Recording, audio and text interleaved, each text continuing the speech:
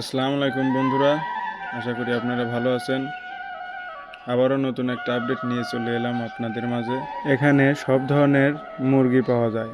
Layer, broiler, Sonatala বাজার আবার আগের মতো উন্নতির দিক দিয়ে এগিয়ে চলছে। এখানে সব ধরনের মাংস পাওয়া যায়। আপনারা এসে যোগাযোগ করবেন, যেভাবে চান সেইভাবে আপনারা মাংস পাবেন। যোগাযোগ করবেন সাথিয়া থানা, সোনাতলা বাজার, সোনাতলা।